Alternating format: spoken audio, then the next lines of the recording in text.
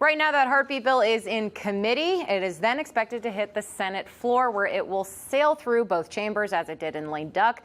It's going to end up on Governor Mike DeWine's desk, where he will almost assuredly sign it into law.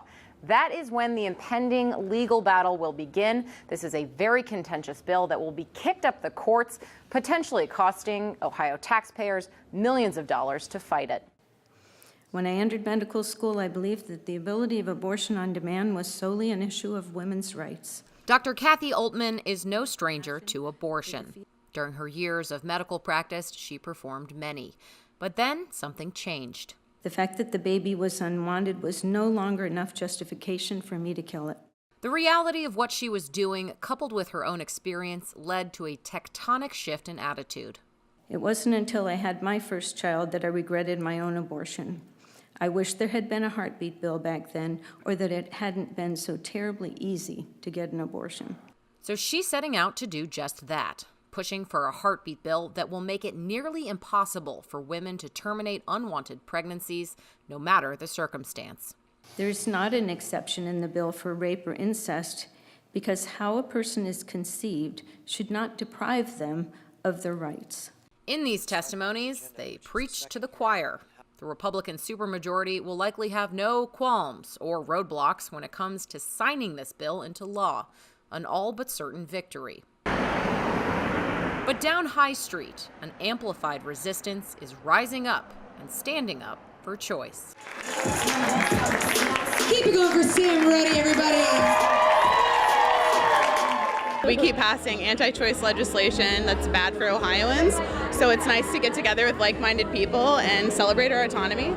Michelle Davis and Clarissa Page are both stay-at-home moms who volunteer as abortion clinic escorts. They're well-versed in the underbelly of politics, especially on this polarizing issue. We meet a lot of hateful people that we end up seeing at the State House trying to pass legislation. So it's interesting when you've met somebody that's called you a but they're wearing a suit and they're talking to representatives. It's a whole different dynamic. It's interesting.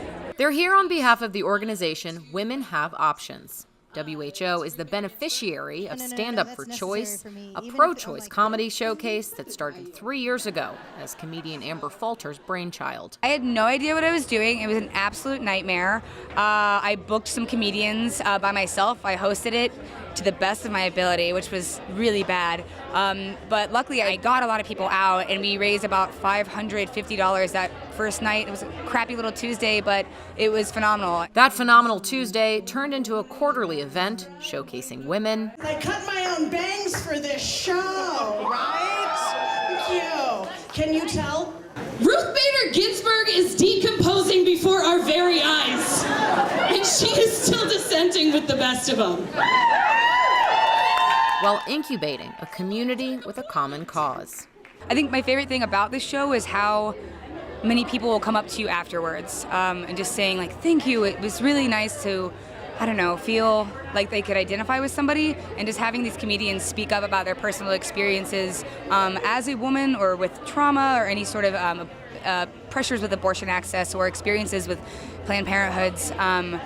It's really, really beautiful, and I feel like it does help people realize they are absolutely not alone. Often this is very difficult work, so we need to laugh about it. And events like this allow us to laugh, and It's cathartic. Yeah, it's cathartic. That laughter is paying off.